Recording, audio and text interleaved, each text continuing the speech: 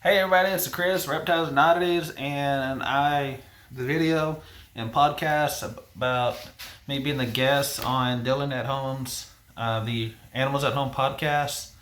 Uh, he showed a lot of interest in the 20-gallon rack system, and he said a lot of people have been trying to do something like this too. So I thought to do a video and show y'all on how I did that. So let me flip the camera around and I'll show y'all. Okay, so here is the 20-gallon rack system. I just put that tank in, so I still got to put a light and everything in there. There's a leopard gecko in there, but he's staying nice and warm like he should, because surprisingly, this builds heat too. But let me kind of go over there. Got leopard geckos in these. There is a Texas rat in there. Here is a Western Massasauga right there. My timber rattlesnake king breaks in this one, and I've got two Western diamondbacks. You can see them right back. One's there, the other one's right there. Okay, so on this, we're literally just building a skeleton. You're just building basically a library, okay? That's what it is, except for instead of holding books, you're holding tanks, okay? And then let's say this is your base right here. Well, you're just going to go up a little bit. You're going to have spaces in between there. Since I don't have a solid piece, I put a bridge in between there to anchor the ball bearings onto the drawers. So, and then I just put a piece of plywood in. Now that's not the best one. It is splintering on some pieces, but it's not going anywhere. It's been like this for a while. I want to change this up. I'm actually going to scrap this. This is going somewhere else, and I'm going to do something a lot different from this. But here is how you can do it. You can build your skeleton, build your basic library, and take in consideration of lights and everything like that. I have a backing on this one that has holes drilled through, so the wires go through it. The lights are actually secure, like the top ones are actually secured to the bottom of this, while the others are held on with like stuff to bridge across, like zip ties, hangers tape, stuff like that. So these most of this is from Lowe's. All the wood. Now the ball bearing drawer slides are from Amazon. You can pick them up. I think it's 5 for like 20 something dollars. You want to look at that because they have a specific rating on it, and I replaced the screws. I didn't use the screws they sent with it. I went with longer screws, 1.5 inch screws is what I went with. So to anchor them in better. So you do not want to exceed that rate. I think these are rated for like 50 pounds or 60 pounds per shelving. So I'm not exceeding that whatsoever.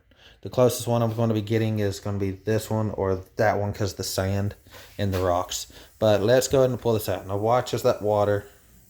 See the water? It does not slosh out, okay? And that's why I wanted ball bearing rollers for this because of that. So here's the roller. Fully extends out so you can access your 20-gallon the way you want it. It's sitting on this board that this is connected to, and it's literally freestanding in there. See, there's that hangers tape that I told you that when I do put up, I do got to get a light for this thing, and I'll hang that light on. Now, I'm not using dome lights. I'm using low pro LED lights because there's not really any heat going to this except for belly heat. There is heat tape on some of these, but that's it. Now for the rattlesnakes, there's no real heat because ambient temperature is good enough for these guys. But yeah, so literally you just set your light on top of there, run your lines behind here. There's a hole right there. You just run your line through that and boom, plug it in. And then when you're done with it, you just push it back. And it goes all the way back in there. And that's it. Real simple to make, like I said.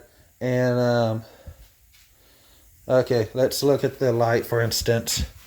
I'm telling you, these aren't no special lighting. Pull that one out.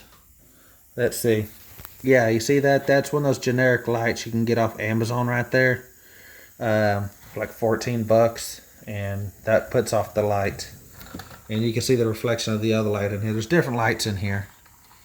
So that's basically it on building this. It's not crazy. It's nothing like that. So if I was going to do something like this and keep it, I was going to drill holes in, like a hole and recess it and put magnets in here so I could put a face on it, and then I could take the face off with magnets in the sides. I would literally put and just screw those in or glue them in. So therefore it'd be all encased and this just be a skeleton. But there you go. That's it. So you basically, like I said, build your library. We have your boards going across there, and you got your bottom, you got your sides, you got your back, and all that stuff. Basically, build you something, and this allows you to keep 20 gallons. I'm pretty sure you can do this with 55 gallons. You just want to take consideration on if you don't have much weight on the bottom, and you start to pull this out, and then the whole thing just tips over. That's what you got to make sure. Since I've got these tanks on the bottom, now if I take all the tanks out, I'm pretty sure this thing will try to flip, but I'm not doing that. I'm taking one tank at a time and that. Now, talk about these enclosures. Since these are venomous approved enclosures, this is 1/4-inch acrylic glass. Those are those same tracks you can get off Amazon. They're these dudes right here. I literally would take the glass and the tracks, glue the tracks in while also putting the glass in, flip the tank upside down, and let the natural weight of it hold it, and then once the glue dries, the silicone dries, that's on there.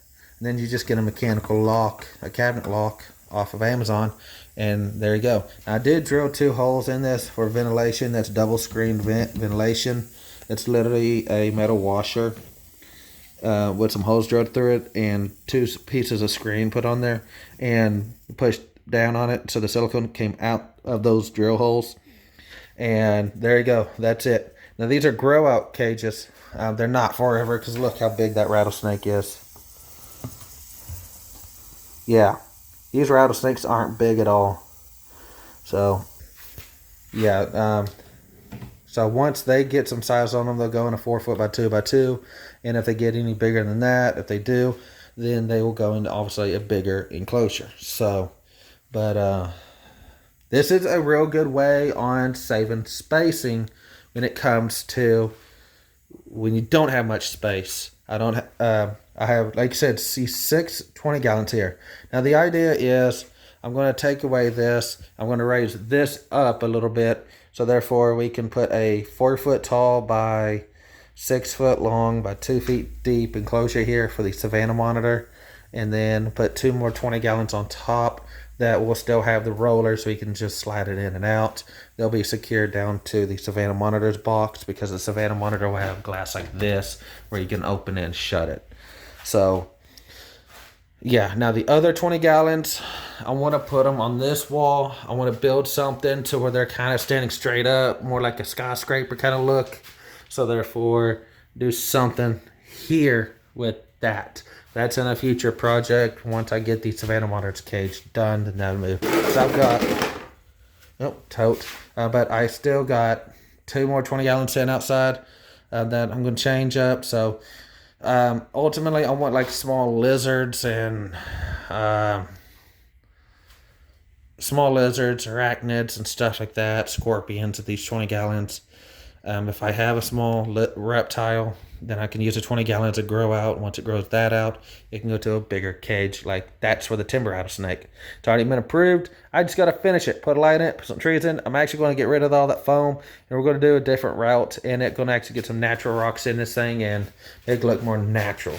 But it's dark because, like I said, I have no light in it. Okay, so until next time, guys, hopefully that worked. Hopefully you understood that. If you have any questions on this one, or if you want a parts list, message me on Instagram, Reptiles and Oddities, and I will tell you the part number and stuff like that. I'll send you links of what the rollers are on Amazon to everything else. So, okay, guys, until next time, thanks for watching the video. I'll catch you on the next one. Bye-bye.